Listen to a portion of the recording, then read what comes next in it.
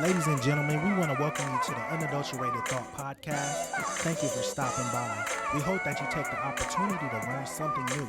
And if you're new to this channel, don't forget to like, subscribe, and click the notification bell to get all the new updates coming soon. Now, I'll turn it over to your host. All right, ladies and gentlemen, we want to thank you guys for tuning in to another episode of the Unadulterated Thoughts Podcast. Don't forget, if you like what you see, like what you hear, don't forget to like and subscribe, get the thumbs up, get some comments going. Definitely, we appreciate that. And for all of you guys who have been tuning in, Gary, definitely, once again, want to say thank you for your tuning in. Today, we got a special guest. You know what? I'm going to consider you as the first celebrity. I'm going to consider you my first celebrity. Okay. My first celebrity on the show. All right. Mr. Corey Saffold. All right. Saffold. Saffold. Yeah. I'm sorry. No, it's Saffold. all right. It's all right. Saffold. Got to say it right. All right. Gotta Pleasure say it to right. be here, my Definitely. brother. Pleasure to be here. You know what, man? I got to tell you this, man. A lot of times we don't understand the effect that people have on us. We don't. And you were one of those people that I looked up to that you probably never knew I existed. Yeah, no. In a sense, and it makes sense. We're going to go into it, but Okay. never really knew I existed. But me as a young person, just getting into the high school and seeing you and the boys doing your thing on the basketball court, the example that you guys were as far as excellence on the court, you know what I mean? Like, as a young cat, I'm looking at this, I'm like, yo, what school did I just get into? You know what I mean? Like, you automatically walk in with a certain pride and a certain, like, this was up. I'm trying to tell everybody what I'm doing. You know what I mean? I had you sticking your chest out, man. And I want to say thank you for that because you gave us something, the city, bro. Like, I don't know if you understand how big it was. I think you do.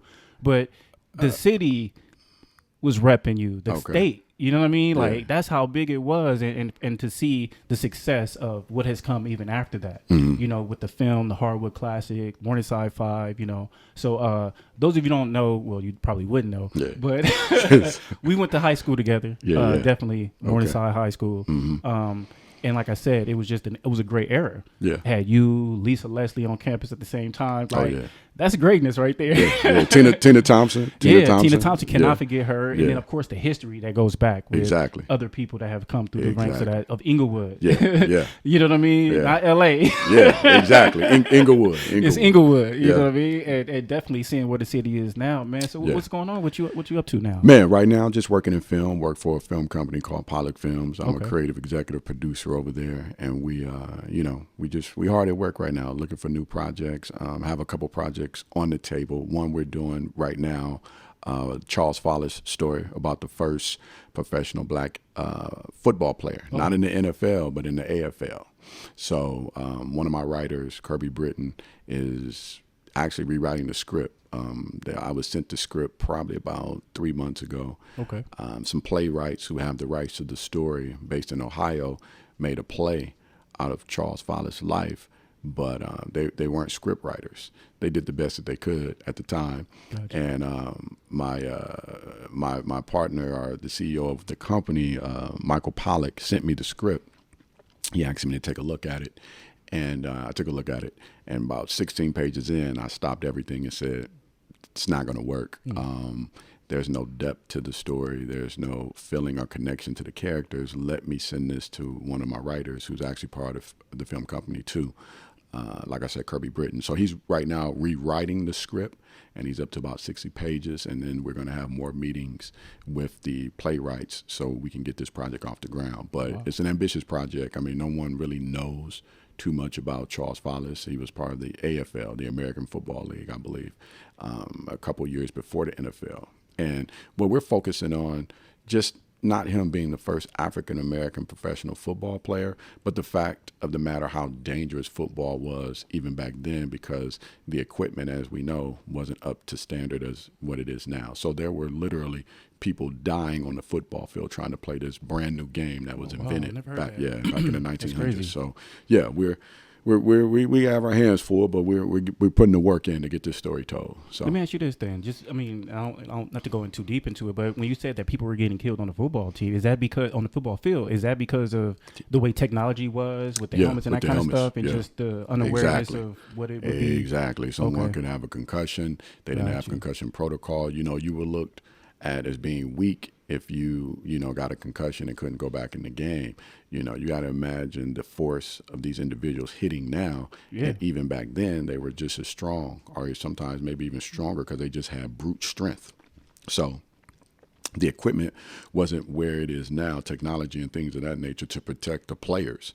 So, yeah, there were high school kids dying on the football field. I can believe that, because I remember when I played football, of course, from Morningside, that was one of my biggest things, was the headaches. Mm-hmm.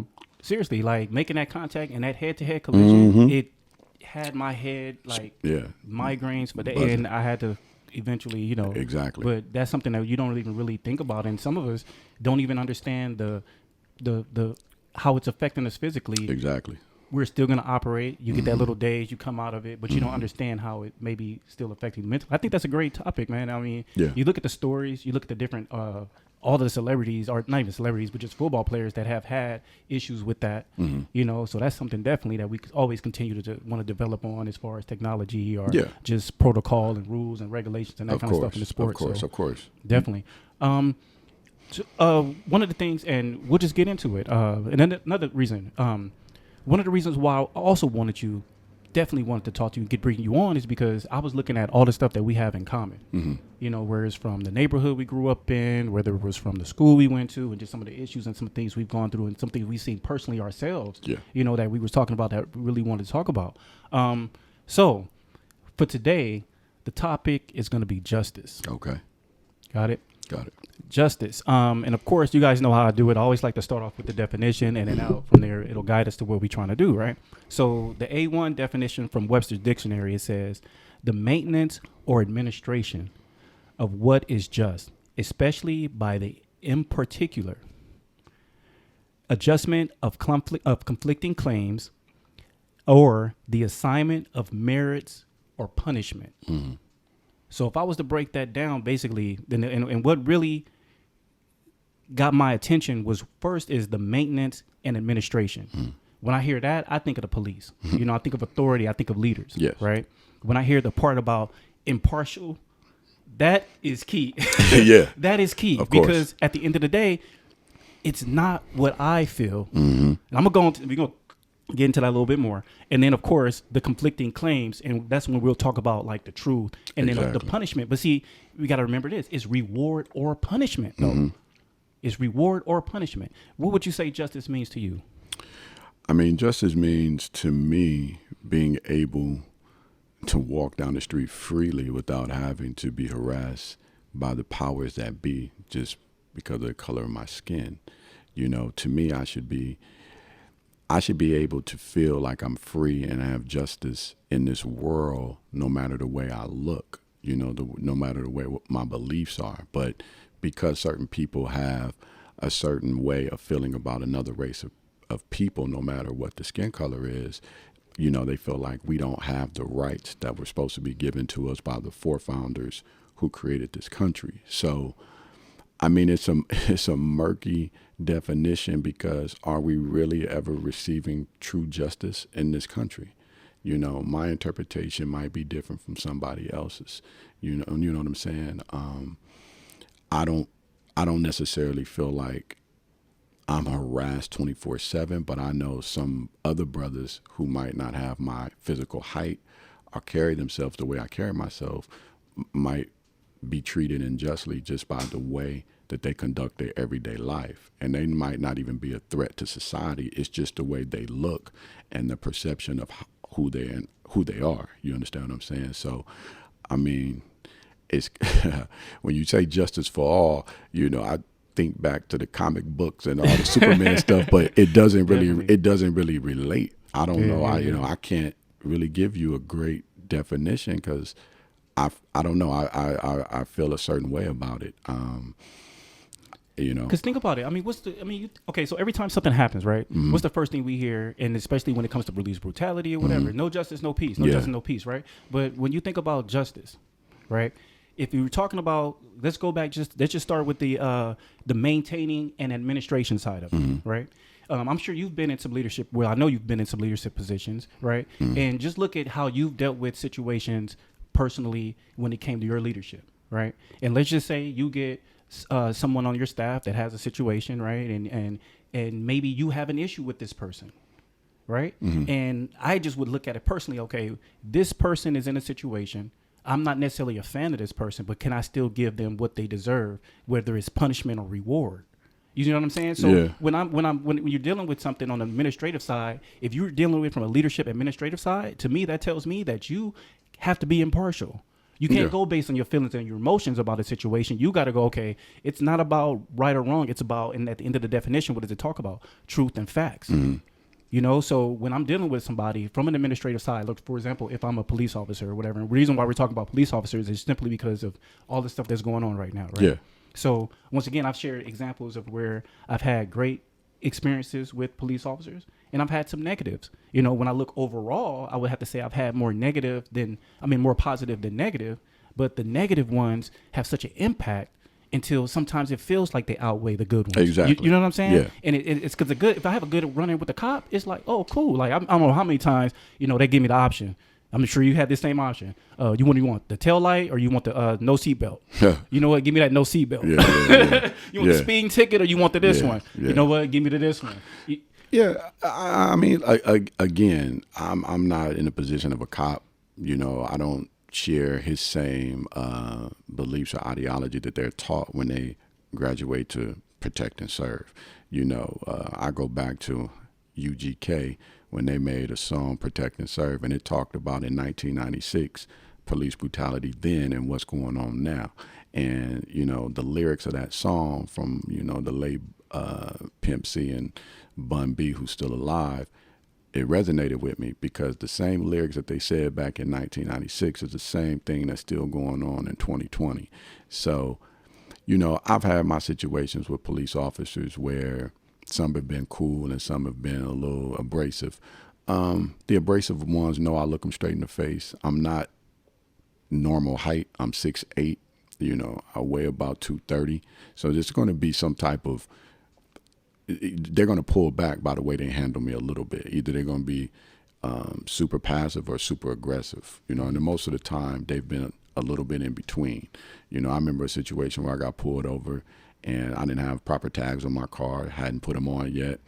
Cop pulled me over. He put the light in my face like I was a criminal, which disorients you right away, which I don't even understand why they do that, because it's like you're trying to make the situation as calm as possible, but you shine this bright light in my face trying to, you know, disorient me. And I'm reaching for my license, my registration, and just by that, you're kind of nervous because you don't know if the cop thinks you're reaching for a gun. So, you know, the cop was cool. He asked me a few questions or whatnot, and he wasn't, you know, abrasive and rude. But then I've had certain situations where the cops, and usually they're not of our race, they're usually white males who are just very abrasive and basically assholes to a certain extent, because they're already intimidated by you, by the color of your skin and by your stature and your build, especially if you're bigger than them.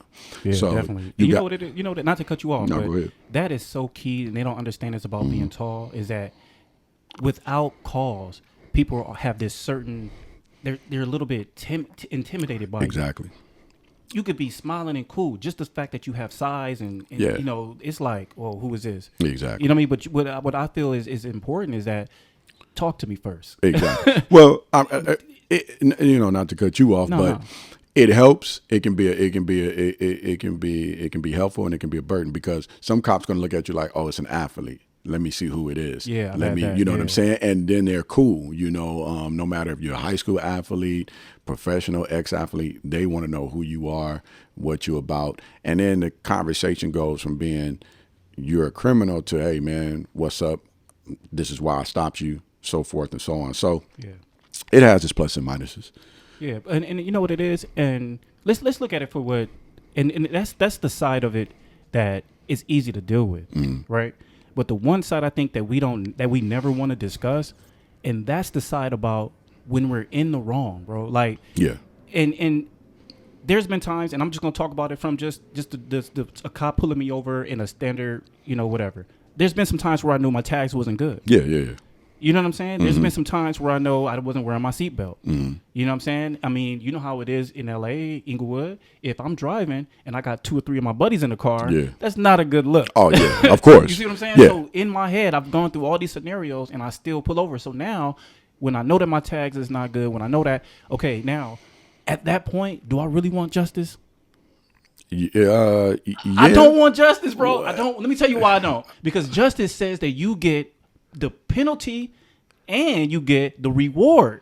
If I'm legally not in where I'm supposed to be, I gotta take that L. That's a part of, like, injustice. You gotta be able to take that L. But that's true. But are your tags really that serious for you to get out the car and get roughed up? Because if you were a white male or a white female or even a Latino, because you got some Latinos think just because they got a college education that they white. And I would like to tell all my Latino brothers and sisters out there, no, you're not. You're still Latino. You're still on the same playing field as blacks, because they get a misconception that because they have lighter skin than us, that they should be treated a different way. And no, they're not. And we're going to get into that because I have a problem with some Latino cops from that standpoint. But your statement that you just made about you're in the wrong. Yeah, you're in the wrong, but you're in the wrong for something that's not considered a serious, heinous crime. So even if your tags are not right, you still shouldn't be pulled out the car, disrespected, dragged to the floor, and handcuffed. They should treat you the same way they're going to treat that young white boy that's 17, 18, 19 years old if he's driving his mama's Mercedes-Benz and the tags are out and they give him a slap on the wrist. Just because you're a black male and you wear your hair in twisty knots and you got two other brothers in the car does not mean that you should be subject to police brutality. That's the basic sign, right? So I don't, like I said, justice for me, I can't really give you a definition because there's no justice in this country from my standpoint, because we got a president in office that does not believe in Black Lives Matter. And you know what I'm saying? I don't think he believes in any lives matter unless you got about $1 million in your bank account. You know what I mean? So people want to sit there and say that Trump is a racist. No, I don't. He's a bigot, but I don't think he has, he sees money more than respect, and he respects you only if you have a certain amount of money in your bank account. So that's the type of president we have, and that trickles down to the police force, to politicians, to the way people in power think. So if you have a police officer that's in his head, if you are not making a certain amount of money, because you already know if you were driving a Rolls Royce and you got pulled over, you might be treated a little different. They might harass you, but you might be treated a little bit different because you look like an athlete. You're 6'5", you got size, you could be a football player. Like you said, you're going to be treated a little bit differently. But if you're driving an old Cutlass, you got two brothers in the back, outdate tags, might have a little weed, just chilling, the perception changes. You understand what I'm saying? So, I mean, you know, you still should be treated, if you're pulled over with your tags being expired, with respectfully and not dragged to the ground just because you have outdated tags. Now, if he finds guns and ammunition, that's a different story. You know, I mean, you still need to ask, the police officers still need to ask you, what's up with the guns, what's up with the ammunition, because you could have a concealed carry license or whatnot or whatever. He doesn't know why you could be a security guard. I've had plenty of security guards that work for me at my nightclubs, and I used to run nightclubs in LA. They have a license to carry, but you got to be careful just by the color of your skin. You know what I'm saying? Okay, and let's go into the and that's, I think that's perfect, and that's going to lead us into the next definition that we have, which is the 2A def, which says that it's the quality of being just, impartial, or fair, and that's the part that we really have to ask ourselves. And I don't want to just look at it from the police standpoint. I want to also look at it from a personal standpoint of how do we deal with our situations. Okay. You know what I mean? Like when we're dealing with people, when we're dealing with individuals, when we're dealing with business, you know, are we being impartial? Are we really looking at both sides of the playing field? And are we being fair to what needs to be done? So when I see it and you look at, like, say, for example, you have, it doesn't matter what the situation is, really. It really doesn't. But even like going back, you said, let's just say if I do have drugs or guns in my car, right? There still is a proper way in which to deal with that. There's still a way that, you know, still a respect level. And of course, do I want the penalty for having these drugs and guns if they're not legal? No, I don't. Yeah, of course. I don't. And that's the thing. And that's what you got to look at too I'm just looking at it from the law enforcement side real quick, is that let's just say I'm the cop and I'm pulling you over, right? It would be great for me to just, okay, I go and I look in your car, or let's say I don't even look in your car. Let's just say I start seeing things that seem suspicious, right? And my job is to enforce this rule, right? So let's say I pull up on you, and first I can't see you because your windows are tinted. Yeah. Sir, you got to roll that window down. I need to see for my safety. Yeah, of course. I don't know what you're doing. Okay, so cool. Then I ask you for your registration, whatever, and they say I smell a little odor of marijuana, whether it's fresh or burned, whatever. I can question you about it, right? At that point, I think that's where it becomes personal. Because just like I said, there's been police officers who have given me the green light, you know what I'm saying, as well as ones that haven't. So you have to say, as far as I'm going, is what I'm doing and the questions I'm asking or how I'm going about searching and talking for this person, is it fair? You know what I mean? Am I doing it just because I'm trying to pull over another black guy to find some guns to find that next big bust? You know what I'm saying? Am I trying to get this dude because I know he's an athlete and let me come and bring him down because I don't like his team? You know what I'm saying? Or he's black, he's tall, or I'm a short white guy. Here's this tall black dude. I want to take this big guy down to show that I did something. You see what I'm saying? And I think that's the same mentality that we have to have when we're dealing with, you know, with everything. Is every time I'm dealing with you, I can't deal with you based on your past. Because at the end of the day, if you look at past and say, okay, it's about track record, it's about this. Well, that means that when it comes to justice, I don't want justice because there's been some things that I know I did that I don't want justice for. I don't want that. I don't want the punishment part. But guess what? I'm quick to take that reward though. You know what I mean? We gonna always take the reward. So even when you look at the situation of if I'm on the opposite end, now I'm the drug dealer, I'm the whatever, and I get pulled over, I'm not going down easily. I'm not going to just sit there and be like, yeah, you got me. Here, we not doing that. Okay. So now you got the conflict. The police versus you doing what you want to do versus the police doing what they want to do. You know what I'm saying? And as much as and I'm not saying it's justified and it's hard because a lot of those situations are situations that you're dealing with your friends and family members that's going through this stuff. The people we really know is we know, and we all know people that do things, and I'm not even talking about what they do, but just even what I do personally, and how every situation, there's some situations where I'm sorry, I don't want justice, bro. You know what I mean? And if I get my proper reward on everything I've ever done or punishment, I'd probably be dead. Because the rewards, and because you got to think about it. If I'm doing something that's bringing something negative to you, right? It doesn't even have to be on a brutality. It's just on a friendship level. If me and you are talking or whatever, and I'm doing things or dealing with you in a way that's having a negative effect on you, it's the same. It would be the same thing. So my justice would be for leading him down the wrong path. What is your punishment or your reward for that? You know what I mean? And those are the things that we never see justice for. And I think a lot of times when it comes to justice, when we look at, like, for example, the situations, I think what we get caught up in is that we'll say, well, let's look at the George Floyd situation, right? I just want to bring that up just as something as a case study in a sense, right?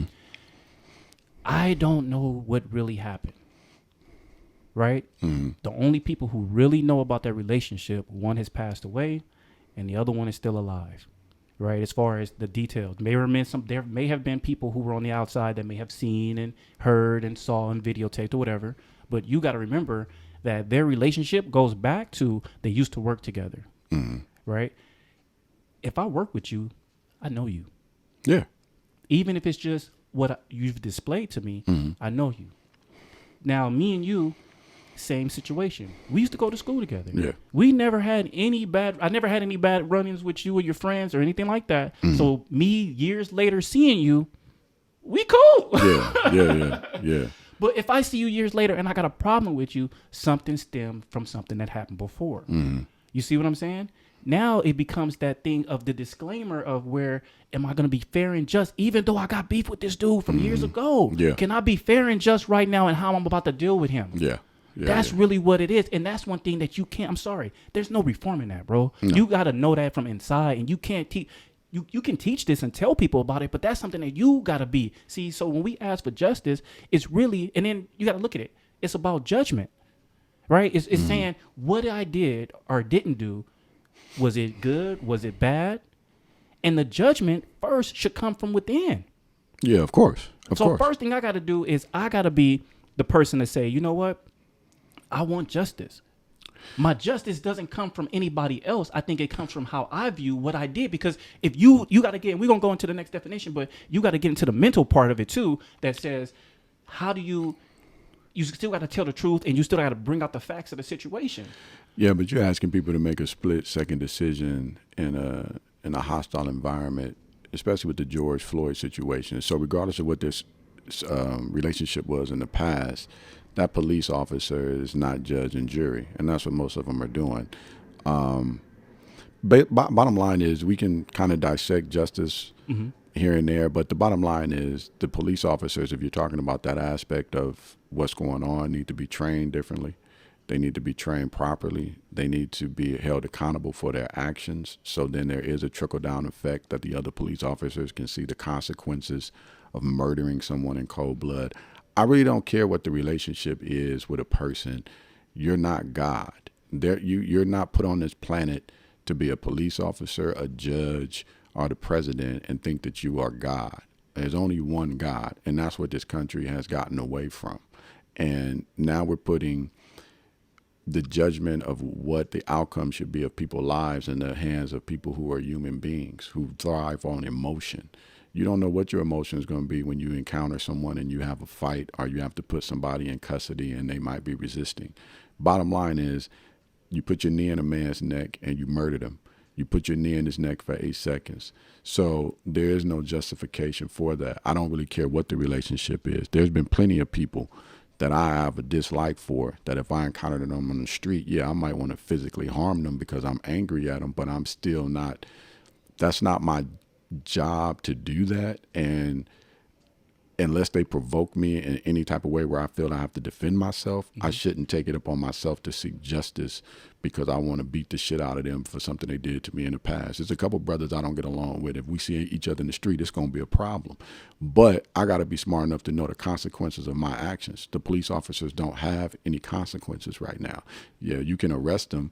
You can make an example of them by putting their picture in the newspaper, on TV, but what really is going on? No police officers that I know of right now has really been executed. They've gotten probation. They've been removed from duty. But to me, it should be an eye for an eye. You just took somebody's life, and you took it unjustly. So, you know what I mean? You can't get this person's life, but you can't get Breonna Taylor's life back no matter what the state of Kentucky pays to the family. She's still dead. She still was a mother.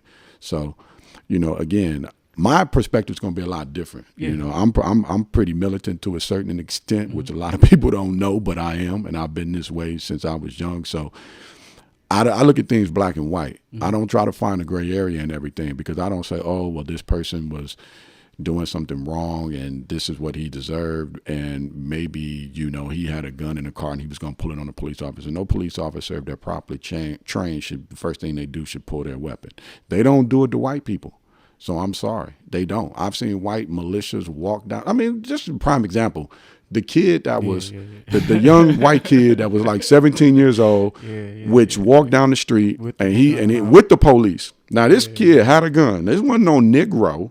This wasn't a black person. This was a white kid walking down the street with a semi-automatic rifle of some sort. I can't remember what it exactly was. And the police actually thanked them and gave those white people water and said, thank you for helping us. But 10 minutes later, he just murdered someone in cold blood and didn't even know. Yeah. So, well, no, the kid knew he murdered. Well, I'm saying the police didn't know. Yeah, and then after he murdered him, he was able to walk past a tank like nothing happened.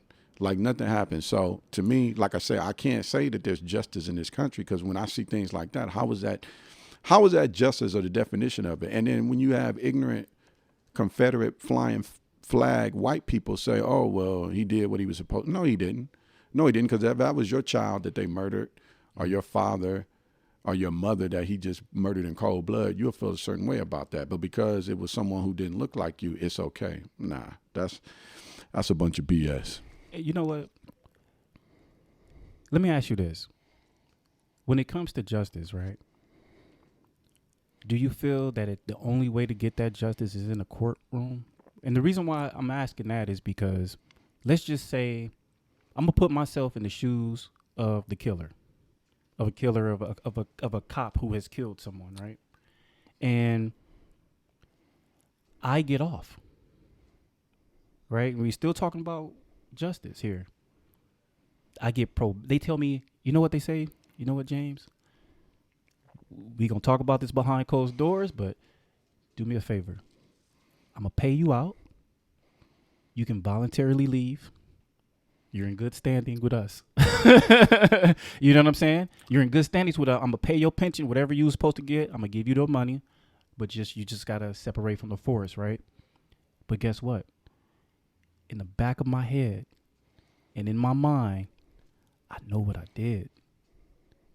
I have to live with that every single day, regardless of what somebody else says that was right or wrong. But the problem with that, the only problem that I would see with that is if the person doesn't believe that what they did was wrong. A lot of people and I don't. think that yeah, but how do you, that's why it's so difficult, because if I know that what I did was wrong, it's easy for me to be remorseful and be like, you know what? I really did mess up. I really did take that life. So if you don't do that self-evaluation, once again, these aren't things that we can train. But as in this society, who cares? I understand. Look how worse this society has become over time. You murdered JFK. You murdered Martin Luther King. You murdered Malcolm X.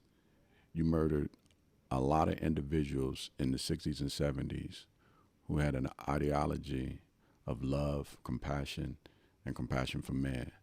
So where are we at today? So do you think they really care? You can define that word as much as you want, but do you really think that they care? Do you really think that the powers that be, no matter if it's the fictitious Illuminati that might exist, that might not exist, the individuals who actually run this world, do you really think they care? Do you really think they care about the common man in that sense? What did I tell you that we got away from in the beginning? God. Mm-hmm. What did I tell you that we got away from? Church. The church is corrupt. Government's corrupt. The police are corrupt. So where are we at? So we can try to keep defining this word justice, but the leadership has to change. You got people in power who don't care. If the only thing that you can do is pay a judge off if you have enough money and power to let you free. So what runs this society in this world? Money and greed and power. And that's where we at right now. You have a president that's in office that has always been about money, greed, and power. You have a president that's in office who was elected, who said he likes to grab women between a vagina. How can you have respect for a country when your natural, when the leader of this natural country, when the leader of this world, which is the most powerful country, the United States, because of the military, no matter how much money we owe to other countries, we still got the strongest military, got some of the strongest military minds. We have some of the strongest scientific minds. Now, we might be dumb in the classroom on a larger scale, but our upper echelon of knowledgeable people are some of the smartest in the world that can basically create a drone and blow you up from anywhere. How do you feel that this country really feels about justice when you can actually say, as a president, before you even got elected, that this is what you do to women? Come on, man. I mean, there is no justice in this country right now. I think there is. From what standpoint?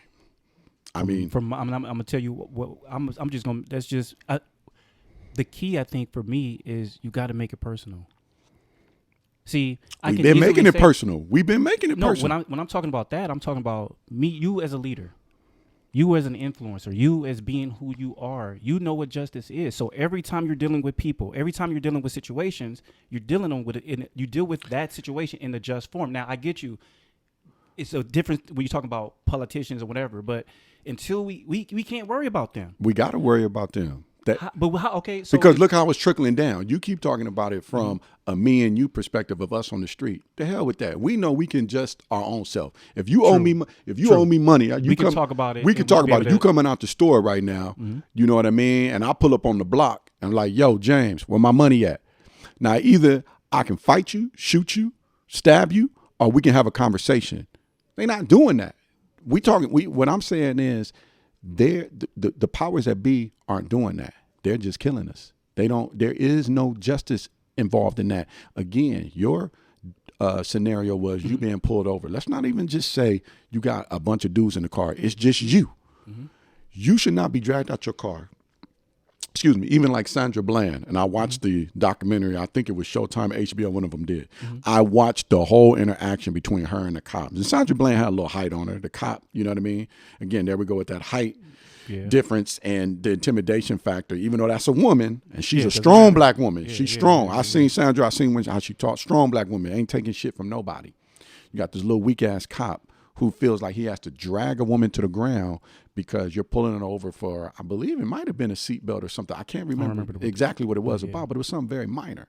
You know what I'm saying? But again, he feels that he's inflicting his justice, his just right to do that to her off a minor traffic stop, which it wasn't even that serious. That's what I'm talking about.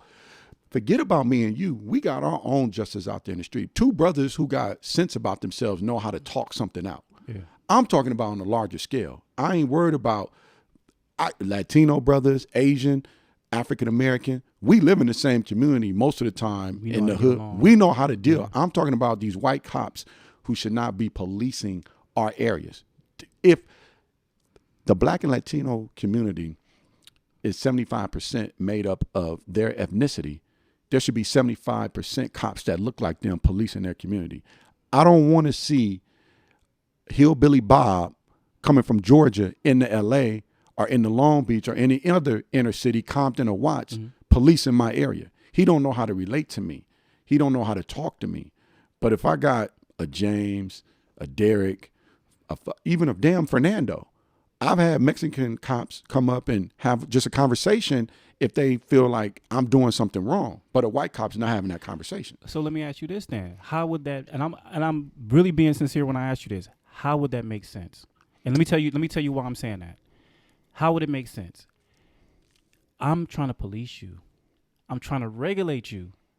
I'm not gonna have you regulating you.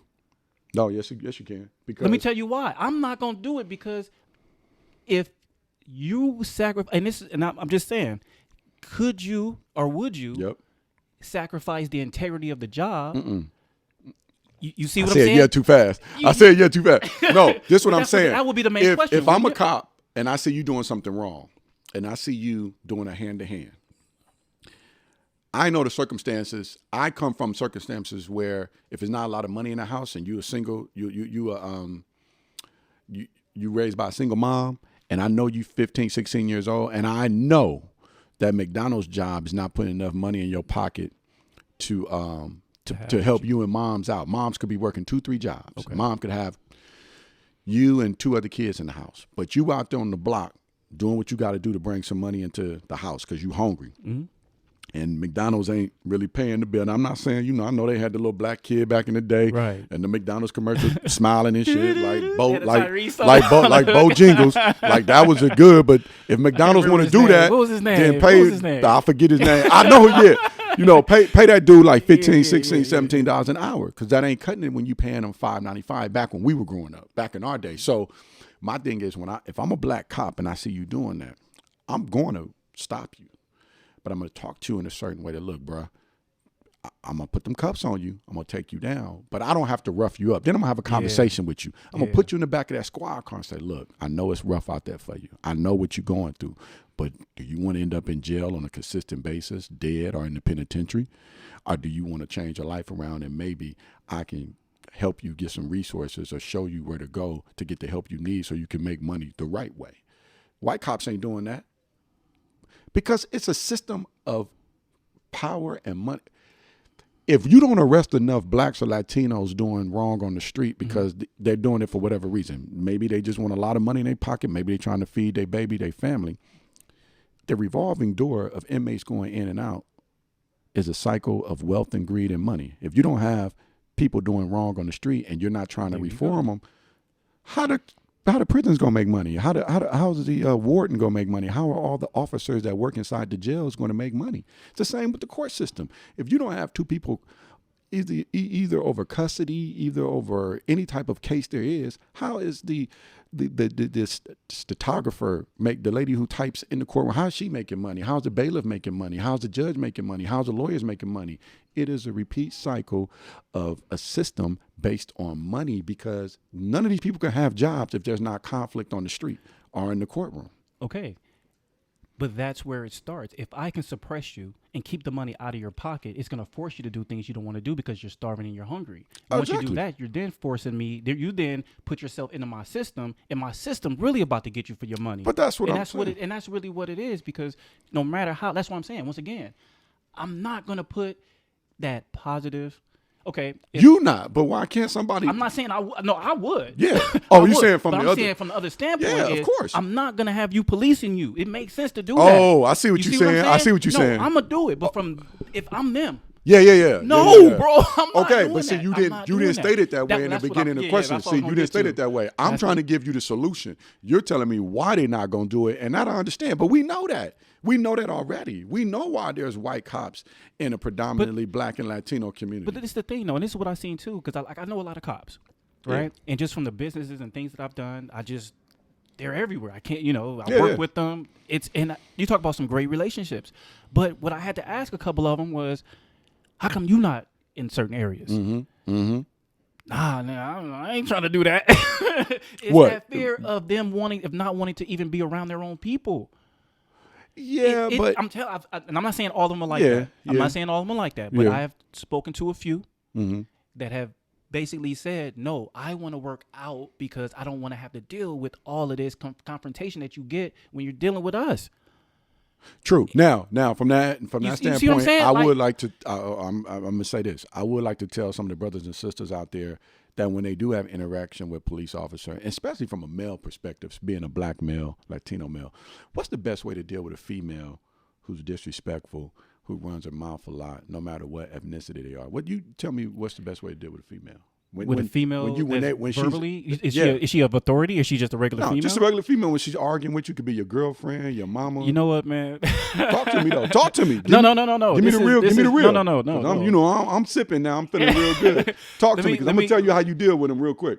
To me personally, one, I think you have to know the personality. And let me tell you why. If I'm in a situation and I know this person is argumentative, I may have to go with the argument, or I may have to go away from it. The reason why is because I've been in situations like that where I've had to pretty much shut it down, quiet. I'm not saying nothing. You're going to argue with yourself, right? And that turns the situation up, bro.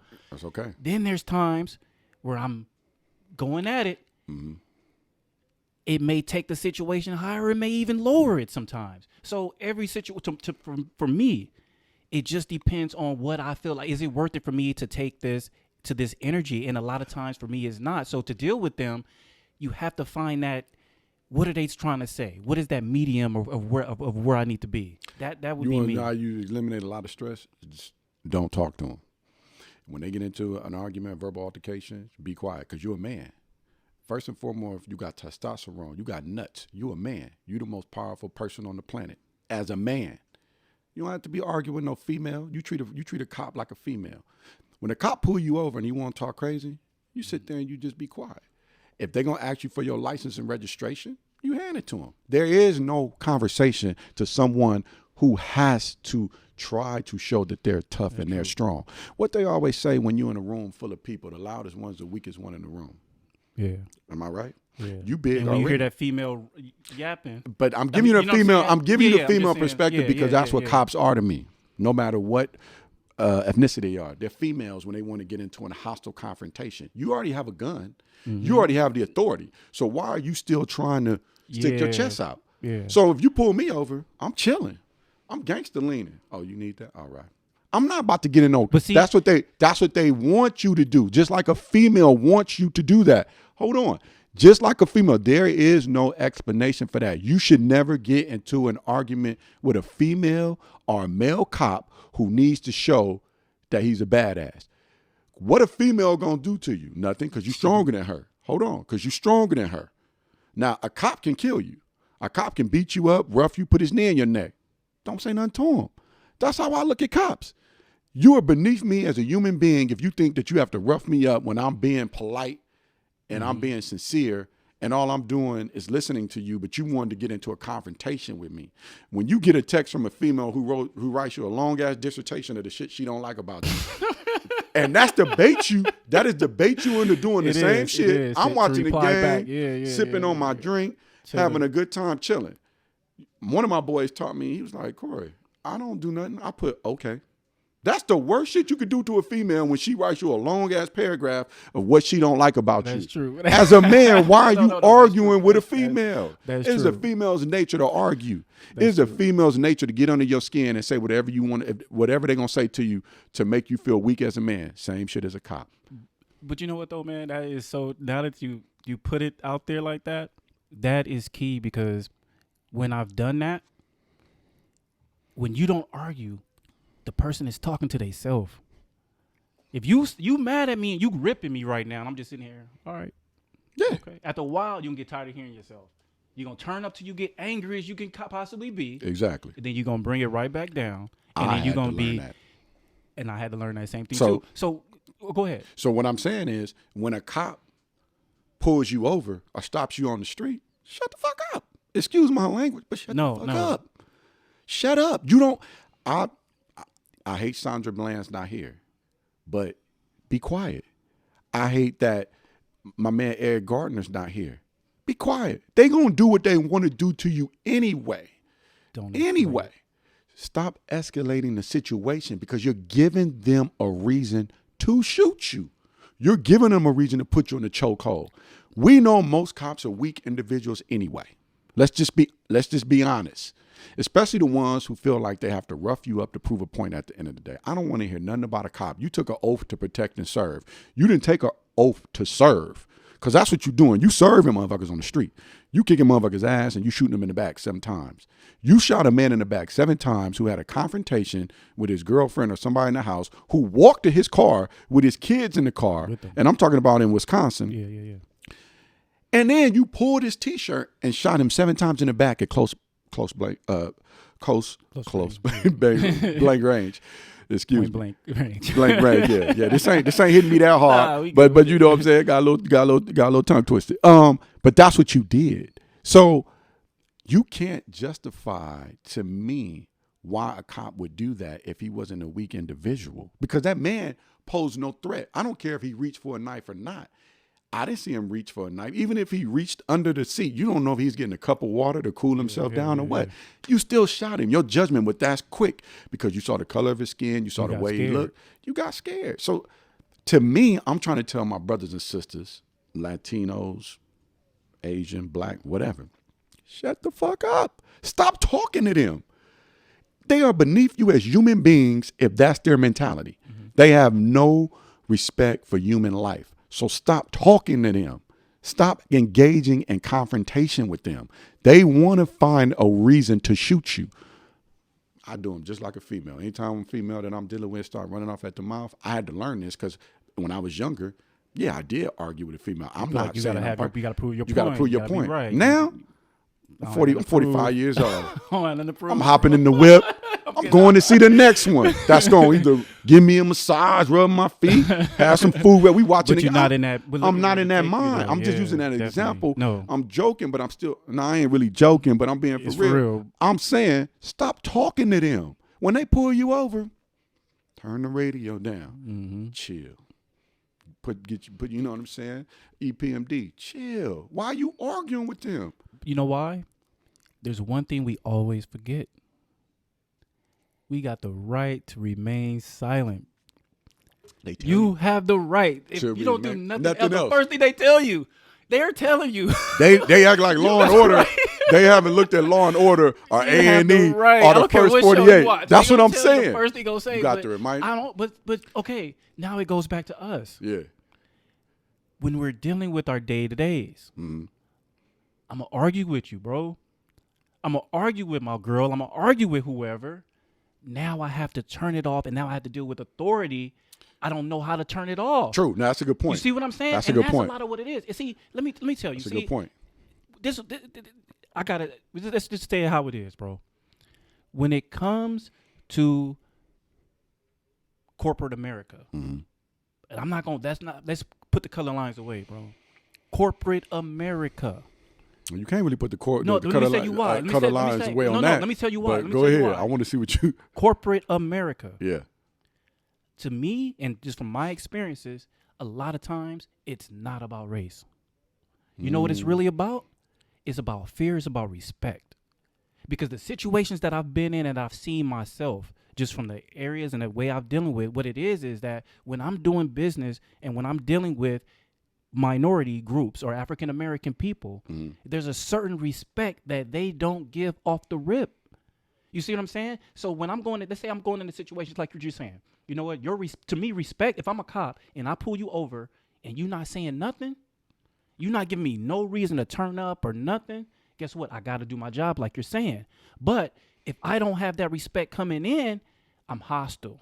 Okay. My posture's bad. Yeah. And that then puts in my mind, what is this guy going to do? Why is he so combative? So we have to understand when we get in situations, before we get into them, you got to know how to turn it off. But I think what is key, and this is what I'm taking away from what you said, is that you can't turn it on, because us as a people, we are emotional. And when people see that, it comes off as intimidating. But wait, I want you to go back to corporate America. Why did you bring up corporate America and dealing with individuals? Like, I'm talking about how they see it, though. See, when they see us and they have to do business with us, or they see how we're doing things, and it's a difference between the way, okay, let's say I'm corporate American in a sense, or something, and me and you're an African American male, and we're doing business. Yeah, it's a certain respect that I want just to do business with you, right?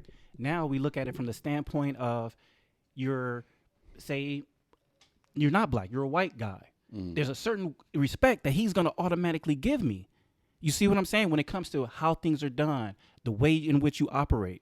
You know what I'm saying? If it's, okay, we have a contract and let's say I need A, B, and C done. We don't care about nothing but just getting A, B, and C done.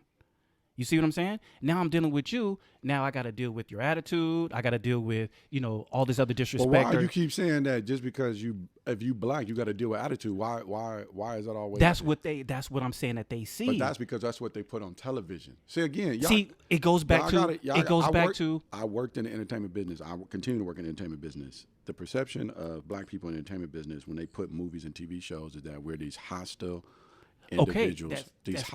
Individuals. So you can't believe everything you watch on television, because they could think they put on there that black people do the most drugs in the world, which we know is a damn lie. White folks do opioids. They do pain pills. Stuff we don't even think about in the hood. White people are the most drug addict people in the whole world. But because they put the images of the slums and the Bronx in the 60s and 70s with the heroin and everything, they fed those images into the mainstream America, into the black psyche, that all we are animals walking the street doing drugs. That's the most bullshit lie that they could tell ever in this world. And that's the perception that the world have of black people. If we know we the chosen people, like my man Nick Cannon said, why did the people who call themselves Jewish, and I don't know how you could be original Jew if you got to put ISH on the back of a word, how are you offended by this man's opinion or knowledge of self if it wasn't somewhat true? You took his show completely off the air. So these images that they continue to put on television about how terrible black people are, from drugs to violence, it's etched in the mind of the youth. So, we can't prove that right when we're dealing with people, and when we're dealing with what I mean. When we're dealing with, okay, if you have a faulty you have a preconceived notion about me, right? You're gonna do that. That's automatic judgment coming in, right? So I'm gonna judge you coming in based on what I already know, right? It's my job to prove you wrong. It's mine as an individual. But who because are you trying to justify though? Because I already know this. Like, what I'm saying is, if I'm telling you the image, but don't you think that that's important for people to know who you really are? Like, yeah, but why wouldn't you know who I am if you? But you have to get to know me though. If I'm okay. But who's saying that we're not though? Why do you keep going back saying that we need to do that? You get to know me, you're gonna talk to me no matter what capacity we're dealing with each other in. Mm-hmm. Just get to know me. I'm not coming just because you got twisties in your head and you got a beard. You might not be freshy. I'm not coming at you like you some trap dude. You know what I'm saying? You could be one of the most educated brothers on the planet. So we can't really worry about the appearance. What I'm saying is, stop feeding into the BS that they're putting out there in mainstream media and visually, so you already have a preconceived notion before you meet the person. Like, you can't be looking at these images. So you're talking about before the images. All this stuff. We have to create those images that we want them to be. Can't create them unless you own the platform. We don't own anything. That's the biggest thing in Black America. We are the biggest consumers, but own shit. We don't own nothing. I work. Nobody can tell me about the entertainment business because I worked for 4 studios before. I work for top executives. I see the impartial BS that goes on where there's barely any black managers, black men at that. No, definitely. You'll put a black woman in there, but who's the head of the household? The black man. If you take the power out the black man to make money because you won't give him a job or you won't promote him, he got to go home to a woman who's making more money than him. What you think the dynamic in that household is going to be? She going to look at you like you're not shit. That's a trickle-down effect of an ideology that white people have done for years. They know how to break down the black family. As a black people, we got to come together and say, we understand what's going on in corporate America. We understand what's going on the job force. So let's work together. This black woman can't look down at you when you busting your butt going on multiple interviews trying to get a job to bring money into the house, but they won't give you the job or give you the money to necessarily do that because they want to break down the black family. How do you think you got so many black women now who think they men, who think they running the show? They will give a woman a job, but they not going to necessarily promote that woman. The black man is the strongest man on the planet. I don't care what nobody say. The melanin in our skin, our strength makes us that way. We done been beat down. White slave owners raped us, and we still here. But they don't talk about that. So when you talk about when you talk about the preconceived notion of a black man is an evil person, that's what they put on television. That's what you see every day. I don't want to put a false sense of reality out there to what's really going on. I know your position. I know you got to stay impartial because this is your show. But when you come at me, I'm going to give you the real because I'm out there. And I know you out there too. But my whole thing is this. In order for us to correct what's going on against the genocide of us, we got to correct ourselves. You know what I'm saying? So, again, we're talking about this police brutality. But we can keep bringing up Chicago. Yeah. We can keep bringing up New York. We can keep bringing up Atlanta. We killing ourselves. We killing ourselves too. We shooting each other every single day. So what do you think when we shoot each other and they upload it on a social platform? But we're giving them the ammo though, bro. That's the part I'm not arguing that, but let me finish the point. When we do that and they put it out there in the news, doesn't it make us look like animals? I have rarely seen a news clip of 2 white people shooting each other. Yeah, you're not gonna see it. I haven't seen Latinos. I know that there's Latino gang members that do, but they don't upload. But we know. But they don't upload it like that. We see us killing each other every single day at some point. And they know the reason why. In order to destroy a race of people, you have to put the negative images out there to justify why white people can kill us too. So we got to stop doing the shit. We got to stop doing it. We got to stop killing ourselves. And like you said, me and you have a problem. We got to have I gave you 4 different scenarios of how I could approach you if you owe me money. That last scenario was, let's just talk amongst each other like men. Mm-hmm. We got to change our mentality first. You know what I'm saying? I know it's cool, be a gangster, pop pills, do all this stupid shit that the youth is doing right now. But we did it in the 80s. That's not trip because we had cocaine and crack and heroin and all that. Most of the dudes that I grew up with was wearing fila like I got on, making money though. They was making money though. They was hurting the community, but they was making money. Now these kids ain't really making no money. They just want to get high. They want to get stupid, and they kill without thought, which is unacceptable. You know what I'm saying? If you're going to be a gangster, back in the day, you had to ask the OGs if you could go put in that work. Yeah. They not asking no OGs to put in work now. These little stupid ass kids are just going out shooting each other. No matter, there's no respect. So let me ask you this then, because once again, we still on justice. Yeah. And let's just take it to that life right there just for a second, where we're talking about gangs and stuff like that, and just whether you're into it or just affiliated or just whatever. I'm not you personally. I'm just saying in general. There's laws to this. Oh, for sure. There's rules to the game. Oh, for sure. Justice still needs to be addressed. Oh, yeah. In that situation. And that same concept has to be the same way it's dealt with in every situation. Because if okay, let's say me and you from the same block, right? We putting it, we're doing whatever we doing, right? Yeah. And you do something that you're not supposed to say. I'm the big You the big homie. You the big homie. You can be the big homie today. All right. You the big homie. And I come to you and I'm like, yo, this. Let's say you come to me and you like, hey, bro, like, nah, that's not the move. Yeah.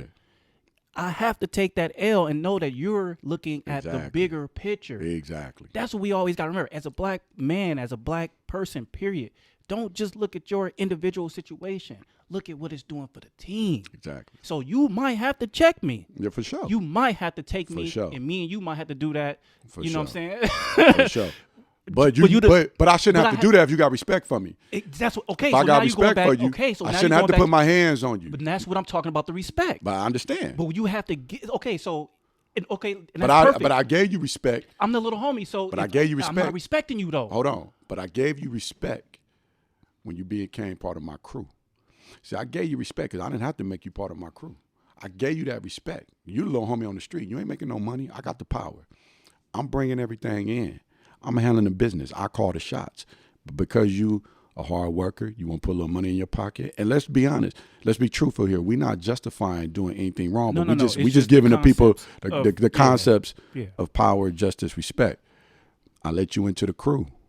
You should have respect for me then anyway. Unless I'm telling you, the only reason you shouldn't have respect for me is if I'm telling you to do mindless killings for no reason out there. Because let's just be honest, we know that shit goes on. We know that leaders of organizations, no matter if it's from the gang level to the military level, because the military kill people every day.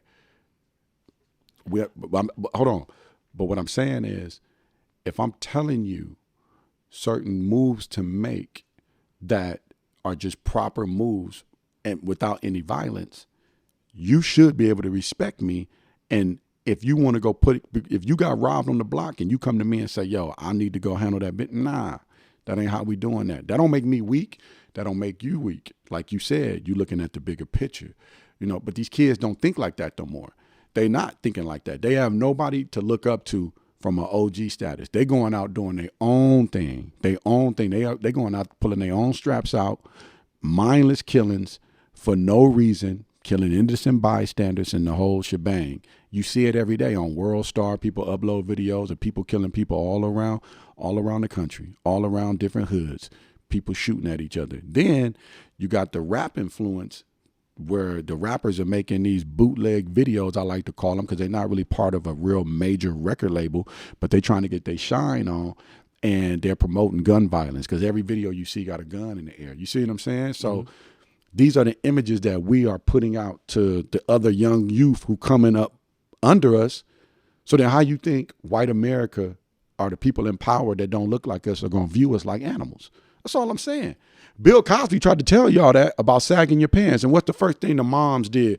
The poor black disenfranchised, they like to call inner city moms, who was raising these kids that had their pants below their ass, which I think is let me see how I should put this. Because if I say something like Dave Chappelle said, then I'm going to have the LBGT whatever community come after me. It's improper. Improper. So I don't it ain't right. No, I get what can you're I saying, say gay community?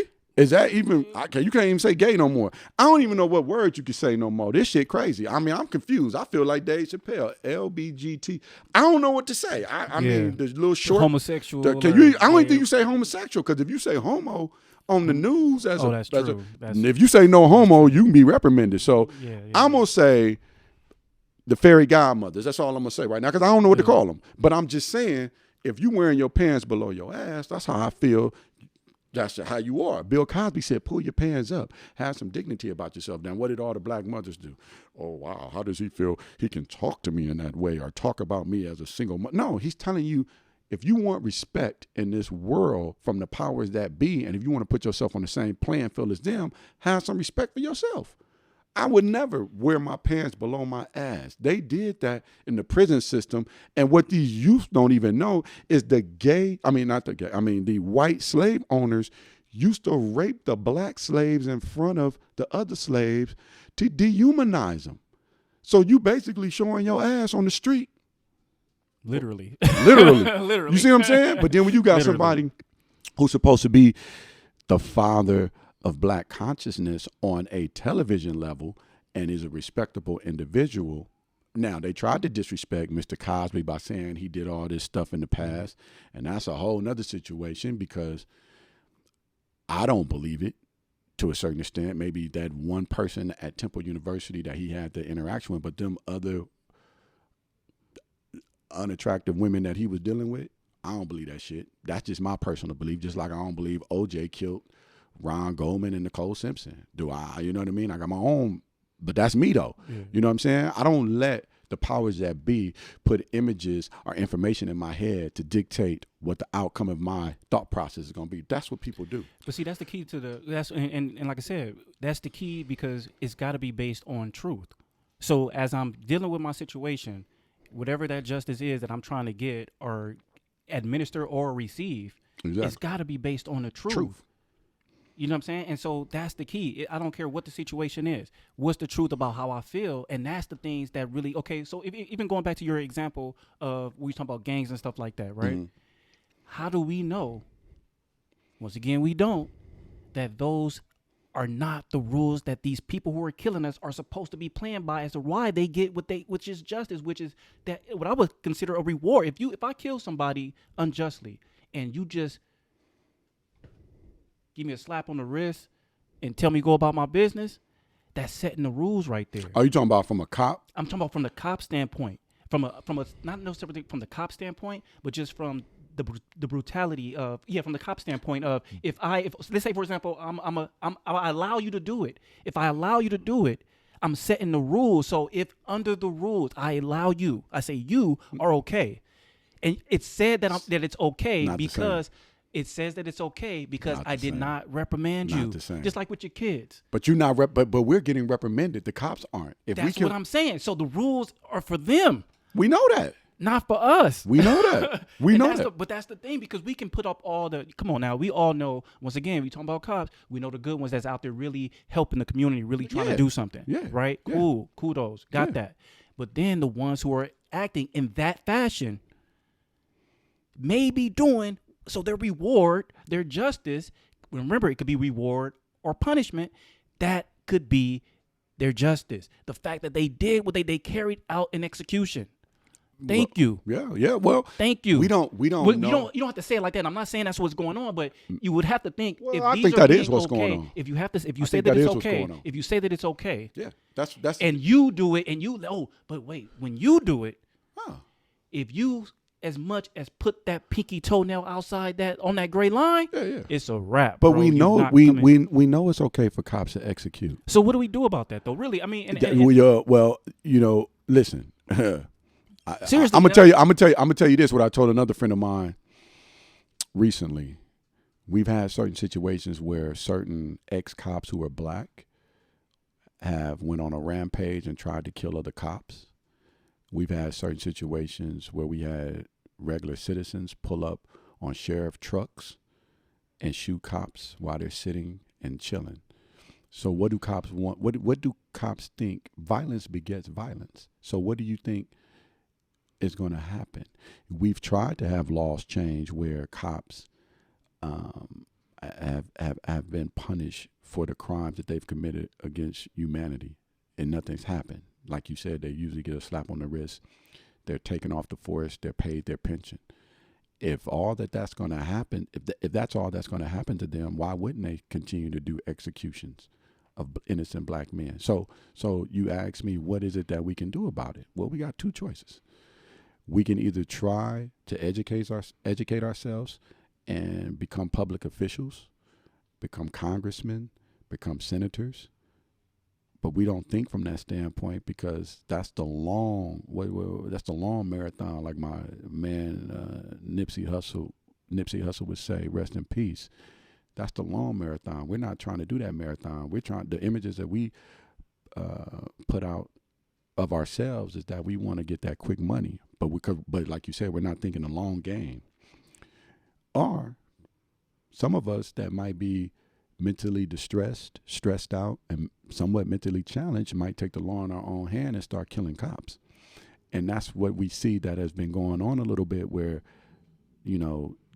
individuals are taking the law into their own hand. There have been quite a few cop killings since a lot of this police brutality has taken place, but the powers that be, these news conglomerates have not always put those images on television because they know it would feed a seed into the unhealthy, mentally unstable individual who can still function in this society, go get a gun and start shooting cops because they're fed up and stressed out about what's going on. So we only have two options, become educated to put ourselves in position to make change in legislation and the judicial system that's going to be fair for us, or you're going to get a lot of unstable individuals go get guns and make a war on cops. And I don't know what's going to happen first, but I do know that there were 2 sheriffs shot in Compton. And then Trump, who says nothing about police killing innocent black men. I don't give a hell if they're innocent, partially innocent, or they weren't innocent. They still have a right to due process before they're murdered in cold blood. He didn't say anything about that. He said that the person in Compton who shot the 2 police officers sitting in the car, which is a tragedy because we don't know. Those could have been law-abiding police officers. Because let's get it straight. We're not saying definitely that wasn't cool. But we're not saying that all cops are bad. But the ones that are bad, nothing is happening to them. So we don't even know how to seed out the ones that are good and the ones that are bad. And Trump said nothing. He said nothing about any of the police brutality that's been going on in the black community. And then when he does say something, it's always with well, maybe that person deserved a type of response. But, when 2 police officers are killed by a mentally unstable person, because you got to be mentally unstable to go up and shoot 2 cops, right. The death penalty right away. And, and which listen. Is that justice? The interpret, like I said, listen. Based on what rules and who's the judge. Exactly. It's justice to an individual who feels like they've been neglected, mistreated. But it doesn't make it right, though. I never said it was right. No, I'm not saying you do. I'm just saying I'm not saying it's right in general, but I'm not saying it's right. But you know what? It's going to be a necessary evil if this country is still run by politicians and a president like Trump. It's going to be a necessary evil, and it's going to continue to fester because you're going to get a lot of people who are frustrated mentally, physically, and emotionally, who feel like they have no way out of the situation they're in. Look at you. COVID-19 has destroyed people's jobs, made them stay in the house, bankrupt some people. So you think any of those people who feel like they disenfranchised is going to sit there and hold hands and say kumbaya when they continue to see images of people that look like them murdered in cold blood? Somebody's going to have a mental break and go get a gun and see a cop and kill a cop. So I would hopefully let cops know there are people out here that can legally carry guns, and there are people out here mentally who are ready to die because of what you've already done to a race of people, Latino and black, and you show no respect for them over the years. This is something that has been going on for decades, and it's continuing to go on. And it's just ridiculous. And when is it going to stop? When are you going to say, okay, enough is enough? And I want to know what the long game is for the individuals who run this country to continue to kill innocent people, innocent black and Latino people.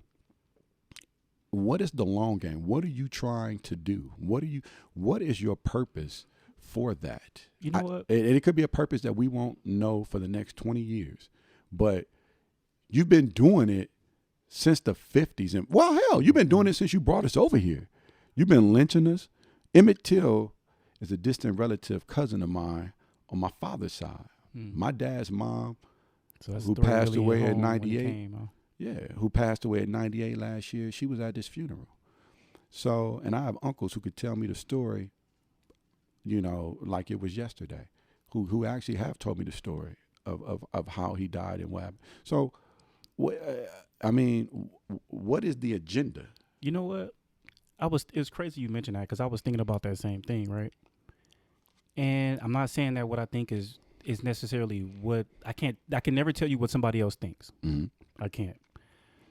But to me, when you look at the history, just look at history. Every time there's been something like this, look at how we come back. We come back stronger. We come back better.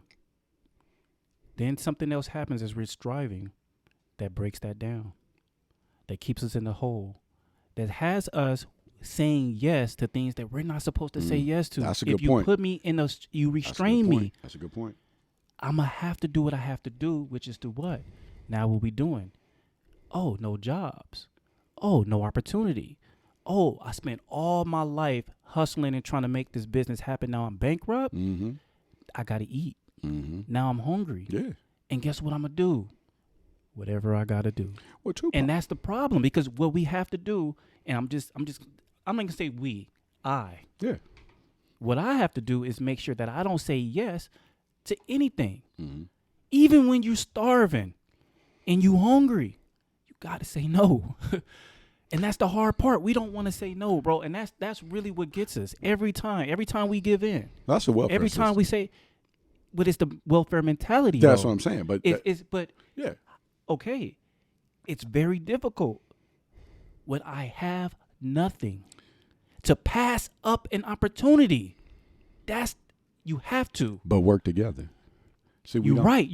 But we don't do that because we're concerned about styling and profiling and looking better than the next black man or woman, and not pulling the one that's struggling, who wants to do right, who wants to create their own business and work together. See, black people get on television, and like I said, I've been working in the entertainment business almost over 17 years. You know, they're good to coon on TV and say, oh, I want to, work with other black people, and I want to make sure that we create black film and do things of that nature where we're going to put other blacks to work. It's a bunch of bullshit. You know how many times I've been at a party in Hollywood and I've ran into other black individuals who have a little bit more power than me, or a little bit more notoriety that could actually help my career, and they've done anything. And I'm not asking for a handout. I'm asking for work. I'm asking for work. Look at the prime example of Spike Lee and Tyler Perry. And I love Spike Lee. I think some of his movies are some of the greatest black forms of cinema ever made. But you criticize a man who was homeless, living in his car, making plays, and then he grew to success by his own bootstraps, and you criticize the Medea character because you think it's buffoonery. And look, Spike has his own thing. He has his own agenda when he makes film. And Spike makes some really good films. He made a few great films. But we got to stop putting each other down. We got to stop saying, oh, well, the Medea character is not really a good character. I don't care what. Look, we got a Medea in every family. Latino family, black family, hell, Asian family, Puerto Rican family. We have a Medea. If that man... If Tyler Perry's only job was to make us laugh and forget about some of the pain and suffering we go through just for a 2-hour period, and he was able to make money off that and then create his own studio, not one, but 2 in Atlanta, and put other black people to work, a ton of actors, a ton of hairstylists, a ton of wardrobe. When I'm at one of these other major production companies, Fox, Sony, Universal, where I've worked, I don't see any blacks working on set. This is my point. I don't see any blacks working on set. Those people make good money. Good money.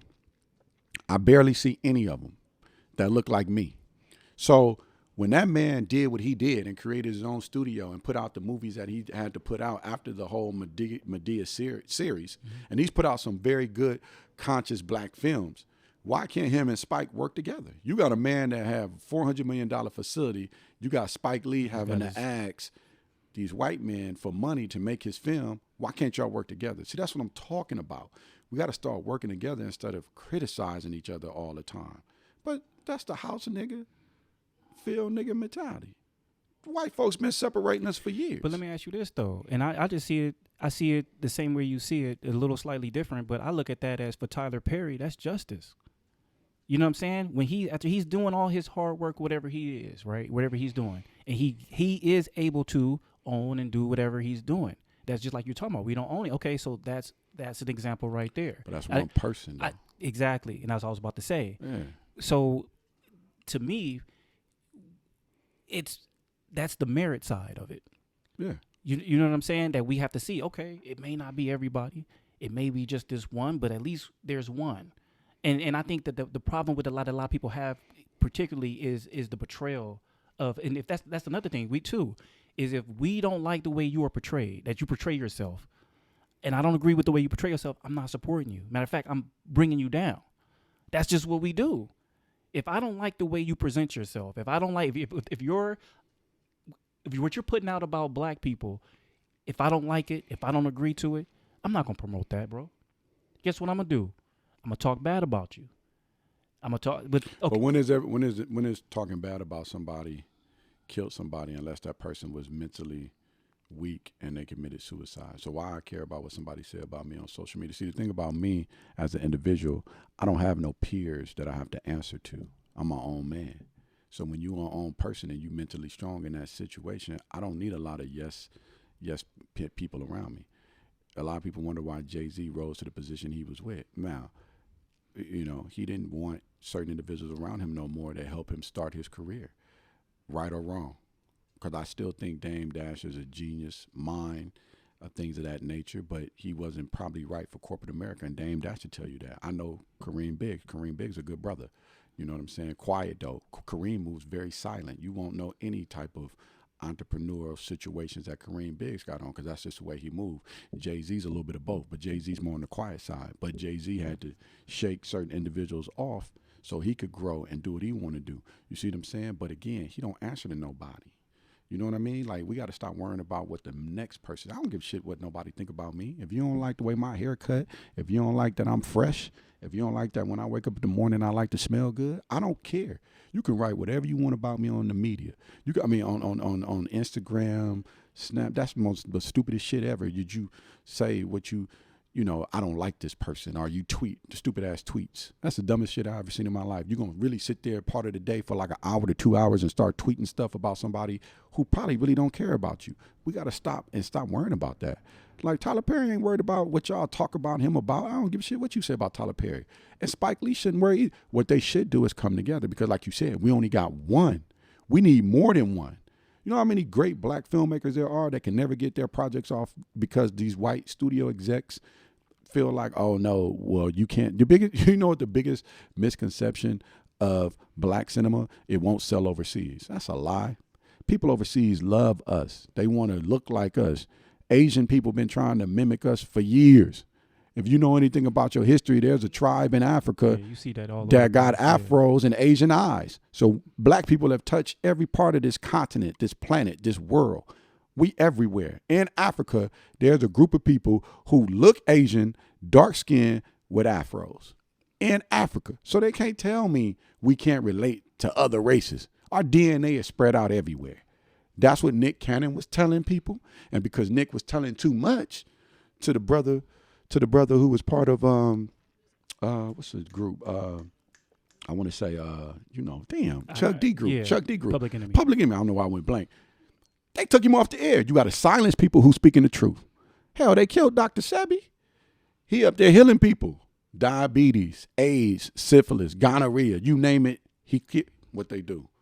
Oh, he gone now. And I don't know. I'm not saying the Nipsey thing, but I'm just saying Nipsey trying to put a documentary out. My man Nip gone. And then you take Nick Cannon, and Nick Cannon, got to be careful.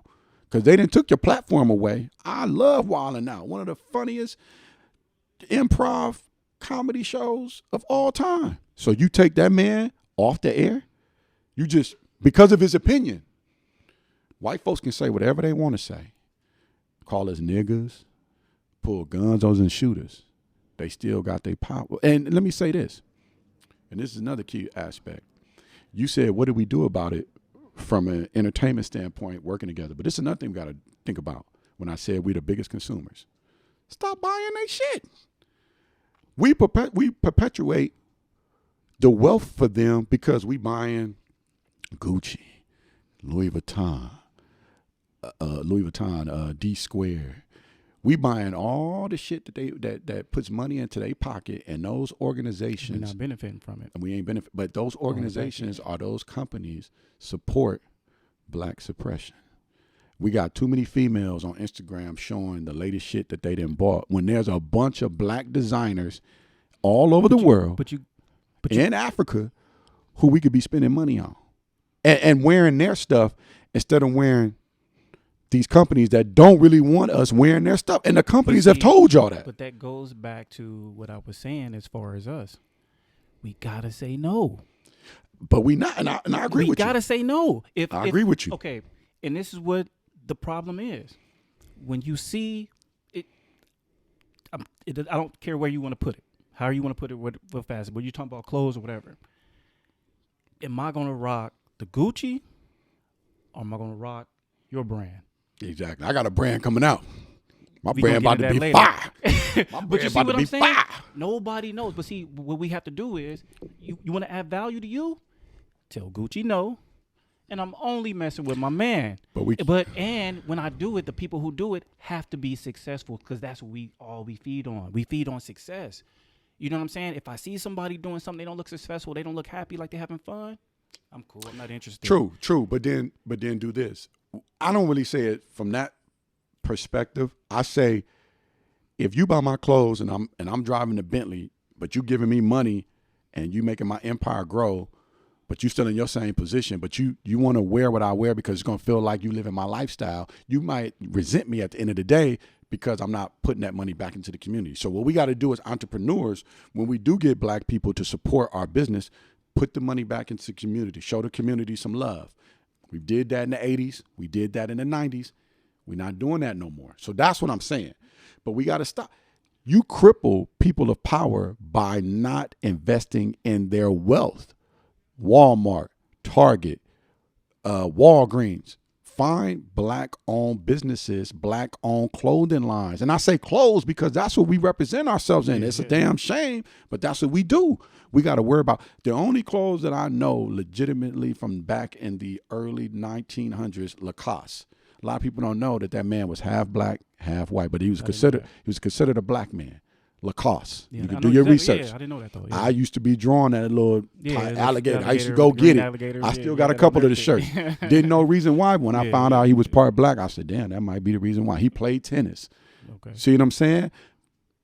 Do your investigation on certain clothing brands where they originated from to see if there's any type of black DNA in them before you just go out and give your money to these luxury houses in Italy. Kanye West over here crying about Louis Vuitton, about why he's not getting his just due, and he's back. Why are we always begging for white people to give us a seat at the table? Create your own table. Will Smith, Jada Pinkett boycotted the Oscars, but you still have a bunch of people at your new production company that don't look like you working for you. Don't make no sense to me. Don't make no sense to me. And I know because I applied for a position there. So you can't tell me that. You know what I'm saying? Like, stop asking for a seat at their table. You have enough money, power, and respect to create your own. That's what Dame Dash is doing. They looked at him crazy when he was screaming at white people at these record labels, exploiting the black artists. And then they tried to make him seem like, oh, this Negro's crazy. He yells at white people. Why he can't yell at white people? He got power.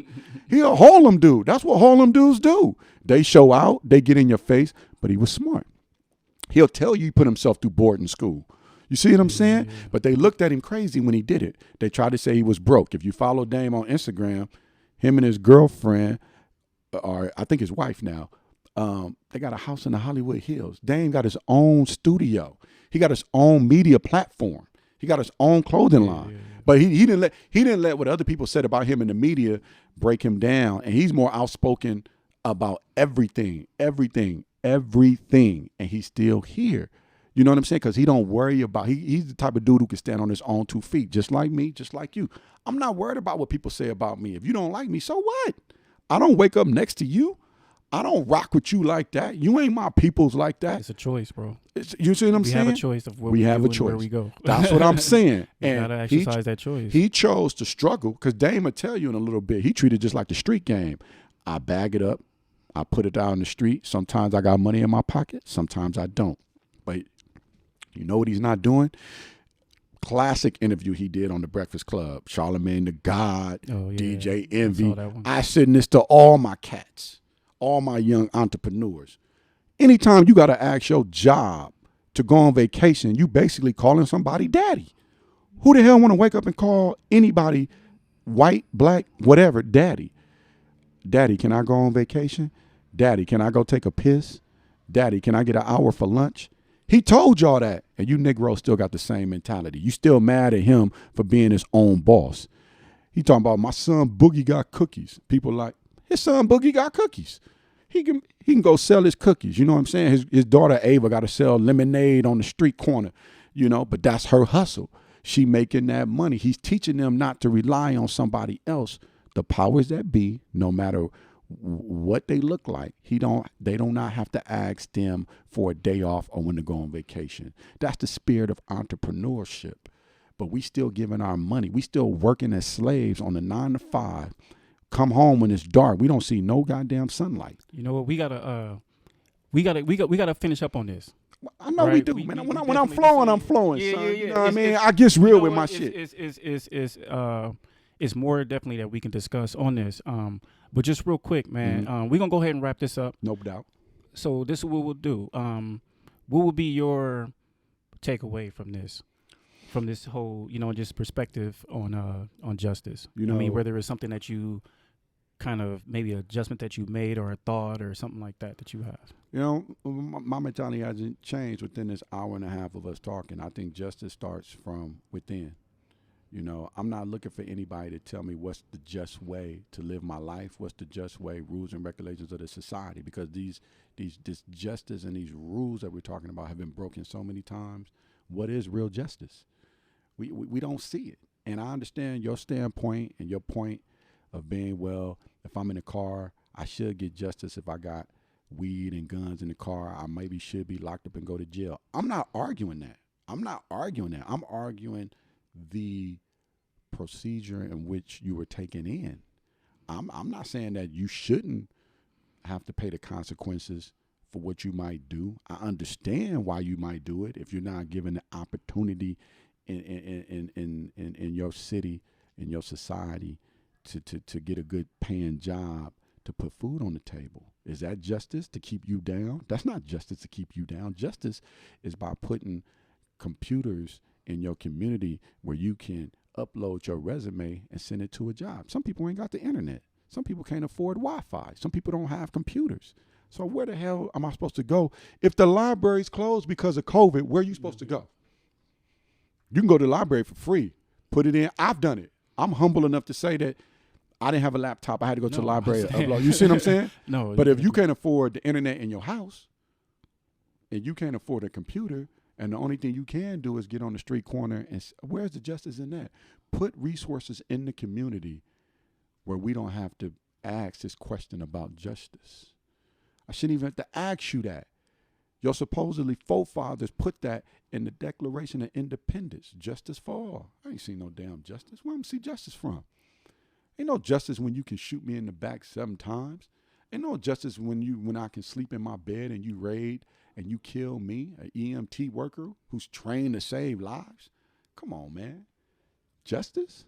Shit. I'm more ready for war than I am justice at this point, because the mentality is right now, no matter what I do, I'm still a target.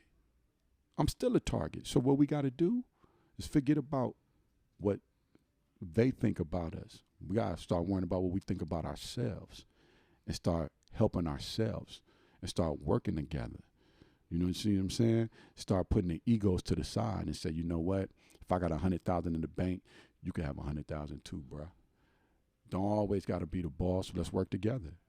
And I'm always going back to Dane because he be spitting some good jewels. You know what I mean? He spit some good jewels. I got family in Harlem, so I know this. On my mom's side, she's good jewels. He give you some work, bring back that, and we split that up.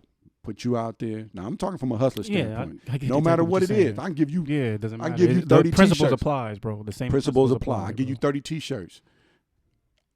I just give them to you. You know what I'm saying? Consignment. Bring me back what you owe me. You keep what you make. Bring me back what you owe. Now go get your own t-shirts. I just put you on. You understand what I'm saying? Same thing in life. We got to put each other on, man. We ain't putting each other on. I call cats right now that I know work in the film business that are directors and producers, and I got scripts. My name to fame is that I got writers that send me material. I just got hit up on LinkedIn by some white writer who wants to send me his material because he knows I work with a film company, and he just want to get his shit off.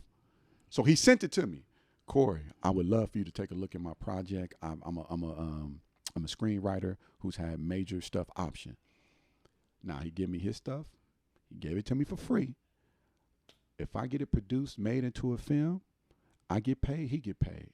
You see what I'm saying? It ain't about me making all the money. It's about me helping the next person. And we not doing that. Definitely. We not doing that at all. We just worried about ourselves. Car, women, you know what I'm saying? We could talk about women and the image that they put out. I like Megan Thee Stallion. I like Cardi B. But you putting out images out there that's not benefiting the black female because you want us to respect you as queens, but your number one song is WAP, W-A-P. So what you think the mentality of the youth? Because the little kid's going to sing the song because it's catchy. But when they figure out the full definition, come on, man. Yeah. But you want us to respect y'all. Right. You know what I'm saying? Yeah. Gotta clean up our own shit. For me, and I'm just gonna piggyback a little bit on what you said. It's not so much that my opinion on justice changed. It's just really looking at it for what it is, because justice for me may not be the same thing for you, and we're in the same situation. And what I mean by that is, if I'm the cop, I probably got what I feel is just, and I did what I did on purpose. What I got was justice. When I got away, that was my merit. You know what I'm saying? Now, if I flip the script and I'm the brother who gets gunned down, is that justice? Because it's not on my side. Yeah. You know what I mean? So for me, I think it's just, and I'm just going to go back to making it personal. When I'm dealing with situations or people or whatever it is, I just have to make sure I act in a way that's just. You see what I'm saying? Of course. And let my example be the example and what people see, just like you saying about the WAP. Yeah. What influence and what am I saying and how is it going to influence somebody for some good? You know what I mean? And just to kind of, another kind of point is just, it starts with us. It's always has. You know what I'm saying? And once again, if you put yourself in a leadership position, you have to be impartial. You know what I mean? And when you're dealing with situations, no matter what the situation is, every situation is impartial. We can't go by what we saw on the news media. Exactly. We can't go by what somebody else said. Guess what I got to do? I got to actually interact with you personally. Let that determine what I think about you. But we're doing that. You keep bringing up that we have to interact. As black people, we interact with each other every day. No, I'm not saying we don't. I'm just saying continue to do it in a way that's positive. You know what I'm saying? I know what I'm saying is if it's somebody who I know how they operate or whatever, and I'm with that, that's what I do operations with. That's where I work. Yeah. If it's not the way I want it to and things aren't going to with what I feel is just, we have the right, once again, to just say no. That's really all I'm saying. Yeah, we have a right to say fine. No. I mean, that's fine. I mean, you know what I mean? You know, I'm not arguing that least amount of bit, but again, we interact with each other every day. We need to work together. Forget about the interaction. I interact with you just passing by in the street. What's up, bro? True. It's interaction. Taking it to a deeper level is what you're saying. A deeper level, man. Got you. We're doing stuff too much on the surface. Got you. Worried about the wrong shit. Let's work together. You got an idea. You know, you got an idea of doing what you're doing with this platform right here. I might be able to help you take it to the next level. And I'm willing to do that. You know, but that's just me as a good brother. Every brother not thinking like that. So what I'm saying is we got to start working together. Definitely. You can't worry about what's in your pockets. Definitely. Why another man worried about what's in another man's pockets? That's female shit. Just real talk. No. I'm not worried about what's in your pockets. You signed up for this. You know what you're getting paid or not getting paid. Exactly. You got to accept that. Once again, you got a right to say no. That's it. Definitely, my man. I want to thank you. No doubt. We're gonna definitely do it again. But for sure, we got a lot to say. We got a lot of jewels. We're gonna definitely do it again. Sure. I got some more stuff I really want to get on you with. This is just the surface to say, hey, you know what I'm saying? But we do have some more. Thank you guys once again for tuning in to the Unadulterated Thoughts podcast. I want to thank you for your time. Once again, don't forget to like, subscribe. If you like the content, share it with somebody, you know. Definitely. And don't forget, if nobody loves you, God loves you.